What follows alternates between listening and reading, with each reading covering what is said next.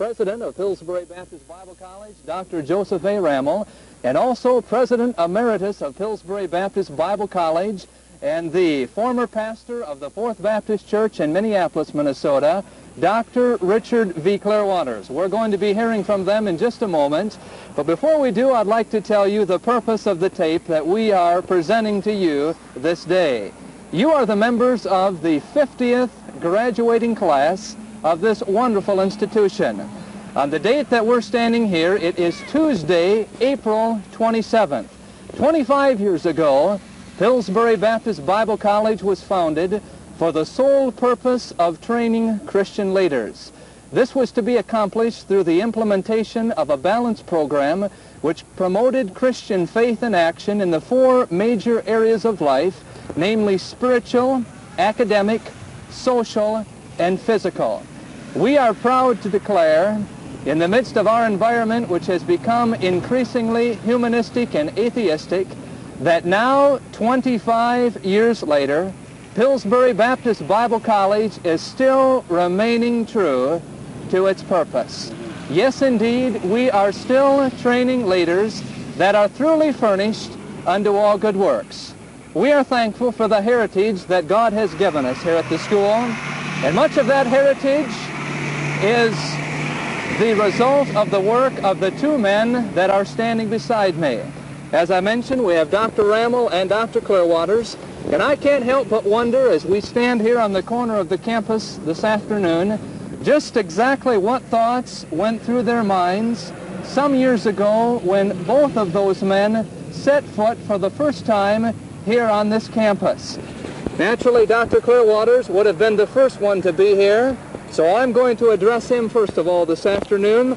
Dr. Clearwaters, what were some of the first thoughts that went through your mind as you stood here at this very corner that we're standing at today? Well, at that time, this was Pillsbury Military Academy, and the great need in Minnesota was a Bible college for the training of young men, not only for the ministry and the mission field, but also lay people in the pastorate.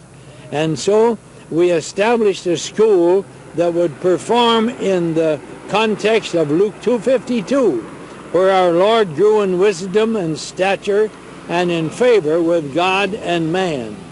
And the Lord was overshadowing our whole procedure, we believe, in those days, in that he raised up those who would be leaders, those who would support this work.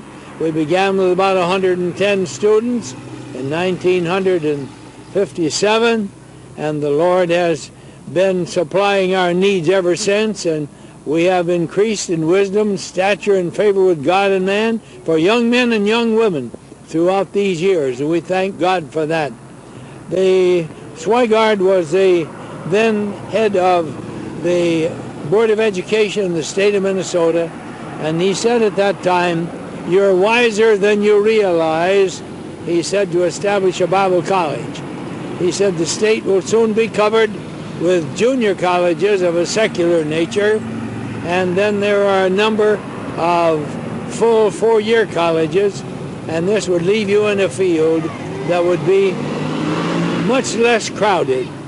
So I'm glad to answer the question in that way to Brother Greg Mutsch, and I'll give him back the microphone.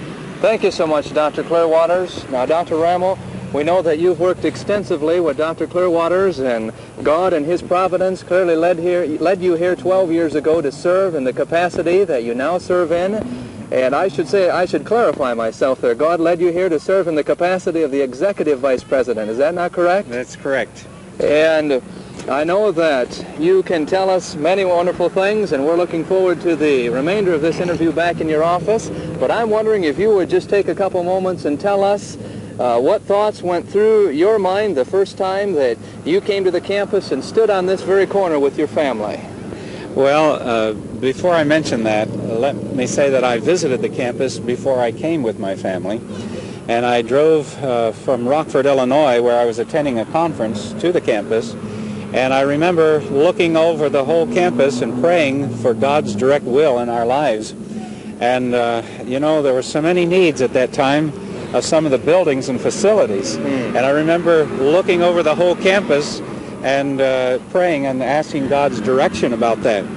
But then when I did bring the whole family and we came and parked out here, looked at the sign right here, and my two of my children, two of my boys, very young, jumped out of the car and they rushed to go over there by that cannon. Can you spot that cannon over there? And as they ran over by the cannon, Tim, my littlest, stood under the end of the cannon. Tom, the oldest, was in behind it, and he looked down the barrel and he said, "Ready, fire!" And just as he did, a bird shot right out of the end of the cannon. Like it just scared Tim to pieces. But that was our first experience. But that same day, the ladies of the state were having a retreat here on the campus, and the students were all gone. And they wanted to introduce me. But we came for the first time to look at that house or that home up there. I don't know whether they can focus in on that home, but just to show how close it is to the corner, that was the president's home. And we had 1 hour to decide whether we were going to paint anything and what color and what wallpaper, and during the same hour we were to be introduced in the meeting that the ladies were having in Old Main. So we did all of that in 1 hour's time.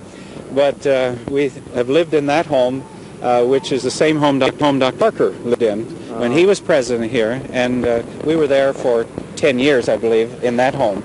From then, we moved on down to this home, and the college purchased this home on Main and Grove Street, and that became the president's home. The home you had just looked at then became the guest house and also a home economics house. We renovated it and put in new kitchens and so on. So that was our first experience as we sought God's will concerning coming to Pillsbury College. I see. Thank you so much, Dr. Rammel. It has been said that institutions rise and fall upon their leadership. That has certainly been true here at Pillsbury Baptist Bible College, and we are grateful for the leadership of those that we've just talked with. And we'll be talking with them in just a few moments once again.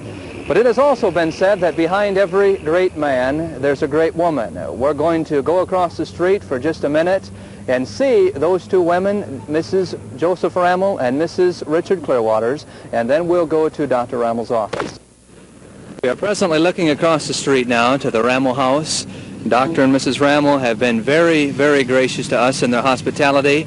You see coming out, first of all, Dr. and the First Lady, Mrs. Clearwaters, and coming behind them, and now to their immediate left, Dr. and Mrs. Rammel.